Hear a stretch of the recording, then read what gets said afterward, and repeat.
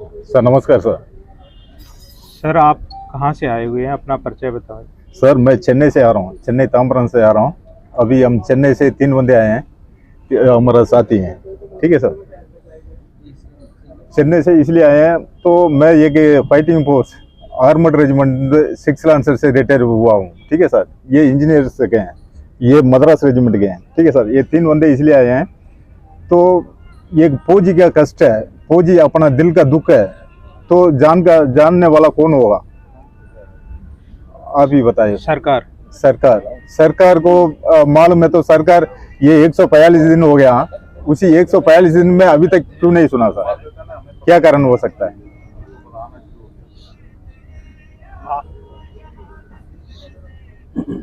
एक 142 दिन प्लस हो चुके हैं, आप लोगों की कोई सुनवाई नहीं है। तो सरकार को लग रहा कि कुछ लोग ही आंदोलन कर रहा है, इनकी सुनवाई करें या नहीं करें कोई फर्क नहीं पड़ रहा। आपके जो सीनियर हैं, ऑफिसर हैं, जो 2013 में 14 में आंदोलन में शामिल थे, बाद में जब कमेटी में शामिल हुए सरकार के साथ, तो उन्होंने अपना फ़ायदा जाना और फाइटर आर्मी के जो जवान हैं उनका फ़ायदा कम। तो वही उन लोगों की मिली भगत के कारण शायद आपकी आज सुनवाई नहीं हुई है। सर अपना प्राइम मिनिस्टर है, डिफेंस मिनिस्टर है, बाकी कितने भी पार्टी के मिनिस्टर्स हैं, इनको ये थोड़ी मालूम है एक फौजी का कितना नुकसान होता है ये अपना सर्विस में। नहीं मालूम है। क्यों नहीं मालूम है? वो उसी जगह नहीं जाते हैं, उसी जगह कहीं बर्फ में, कहीं रेतों में, कहीं पहाड़ियों में घूमते हैं फौजी। उनकी दिल इतनी दुखों के अपना जिंदगी का, एक आदमी का जिंदगी होता है, ये छोटी उम्र का जिंदगी है, उसके बाद वो यंग जवान हो जाता, वो जिंदगी है, बुढ़ापा जिंदगी है, सारी जिंदगी खत्म होने के बाद ही रिटायर होके कर जाता है। वो कभी 35 साल उम्र में भी हो सकता है, 40 के बाद भी हो सकता है। ठीक है सर।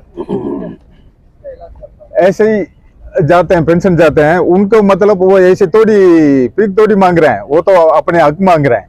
ठीक है सर। ये सही हिसाब से सही अपनी देने वाला, वो ये कि पेंशनर को कितना देना था, क्या देना था, वो गवर्नमेंट सही देता है, तो ये थोड़ी पिक मांगते हैं, ये थोड़ी आज रोड पे बैठते हैं, नहीं बैठते हैं। सर जो आपके साथ जवानों के साथ भेदभाव हो रहा है और भेदभाव के खिलाफ आप आवाज उठाए हुए हो, तो इसमें अभी तक सरकार की क्या मंशा है, आपको क्या लग रहा है? सरकार तो ये सुनते रहेगा सर, सुनते रहेगा, क्योंकि ऐसे है सरकार का क्या, तो कहीं किसी को सपोर्ट लेके, किसी को कुछ दे के मतलब पार्टी बन जाते हैं, वो बड़े आदमी बन जाता है, वो उसका घर का आदमी कोई फौज में रह के अपना नुकसान लेके किसी हाथ पाँव तोड़ के, हाथ पाँव काट के फौजी उनके घर पे कोई होता तो तब उनका दर्द महसूस होता है, तब तक उनका कोई दर्द महसूस नहीं हो पाएगा। तो इतनी देश का सेवा करने के लिए एक राष्ट्रपति बनता है, एक प्राइम मिनिस्टर बनता है, एक मिनिस्टर बनते हैं, तो अपने घर से भी एक आधा बंदा फौज में छोड़ के देखो, तभी तो पता चलेगा। हाँ सर।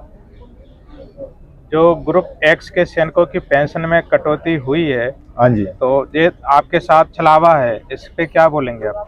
सर ऐसी है, ग्रुप एक्स से ग्रुप वही है, तो वो तो बात की बात है। ठीक है सर। लेकिन क्या ये कटौती है, मतलब ये किसके काट रहे हैं, किसी को बढ़ा रहे हैं, ये तब हो रहा है। एक मैं भी एक पटेल के जुल्द का एक लड़ाई में शामिल हुआ एक जवान हूँ। ठीक है सर।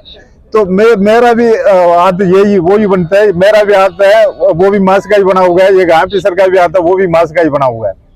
एक जवान, मेरा एक जवान रहेंगे, मेरा टोटली 13-14 हजार मिल रहा है।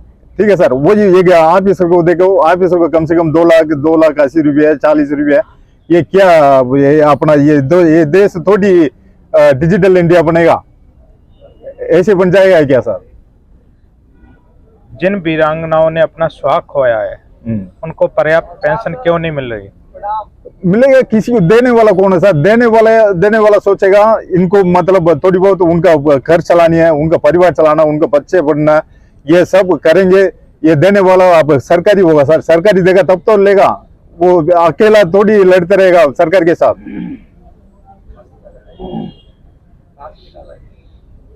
सिपाही और ऑफिसर के अंग का उपयोग तो समान, लेकिन डिसेबिलिटी पेंशन क्यों समान नहीं है? सर देखो, ये फौज के अंदर सिपाही और ऑफिसर, सिपाही इसलिए होते हैं, सिपाही लड़ने होते हैं, ऑफिसर इसलिए होते हैं उनको रास्ता दिखाने होते हैं। तो लड़ने वाला संख्या मतलब कम से कम 100 होगा, तो उसी जगह पे ऑफिसर का 1-2 होंगे, ठीक है सर। तो इसी कारण से लड़ने के लिए वो रास्ता, उसको प्लानिंग के लिए जैसे वो ऑफिसर होते हैं, ठीक है सर।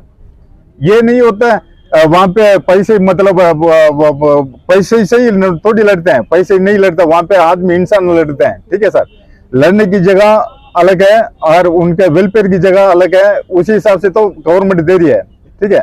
लेकिन इतने डिफरेंट नहीं होना चाहिए ज्यादा, ये अपने कितने हाथ लंबी होता है इससे ज्यादा डिफरेंट है, ठीक है सर। लेकिन साथ कट्टे लड़ते हैं, उनको तो साथ ही मतलब थोड़ी बहुत ऊपर नीचे होना चाहिए। ये थोड़ी है एक जवान का 10,000 रुपया है, एक ऑफिसर का करोड़ रुपया दोगे। जवान और ऑफिसर दोनों चोटिल होते हैं, जोखिम होते हैं, तो उनके इलाज में भी भेदभाव होता है, ऐसा क्यों? वो तो अपनी सरकार ने नियम बना रखा है, उसी कारण से सब चल रहा है। ये तो सरकार के ऊपर है, सरकार के हाथ पे है। सरकार सोचे तो ये ठीक नहीं करा सकते हैं क्या? ठीक है, अभी आप सरकार से क्या बोलना चाहेंगे, क्या मांगे? सरकार को, अपना मोदी साहब को हाथ जोड़ के यही कहना चाहूंगा, अपनी देश डिजिटल इंडिया बनाने जाते हैं साहब जन है, लेकिन इसी देश के अंदर एक फौजी इसे ऐसे रोड पे बैठना देखना इतना अच्छा नहीं है, ठीक है। यह सिर्फ आपके लिए नहीं है, अपने देश में जो कुछ कितना भी इंसान हो सबके लिए खराब सा लगता है। इनको मतलब जो कुछ है वेलफेयर है वो पेक नहीं मांग रहे हैं, वो अपने हक मांग रहे हैं, वो आके सही टाइम से सही प्रकार से देना चाहिए। ये देंगे तो बढ़िया रहेगा सर। हमारी तरफ से सरकार पे कोई गुस्सा नहीं है, उनसे हमने कोई गलत वर्ड नहीं कहना चाहते हैं, ठीक है सर। वो सबसे बढ़िया सरकार है अपनी देश में। आज मोदी साहब भी मतलब अपनी देश की बढ़िया सा एक प्राइम मिनिस्टर है, ठीक है सर। वही बंदा ये छोटी सी एक अपना देश का रक्षक है, फौजी है, उनका क्या वेलफेयर है पूरा करना चाहिए, पक्का करेंगे, वो विश्वास तो है। वो आज नहीं है, 145 दिन तो छोटी है, हम 145,000 दिन तक यहाँ बैठ गए अपनी कार्रवाई करवा के पूरा ही देश का कितने भी अपने जवान है उन सब जवानों को अपने हक दिला के ही जाएंगे। इसलिए हम चेन्नई से आए हैं। आज हम रोज आएंगे, रोज इधर बैठ के अपना पूरा करके लास्ट तक मरने तक भी रह के जाएंगे सर। जय हिंद, जय भारत। जय हिंद सर।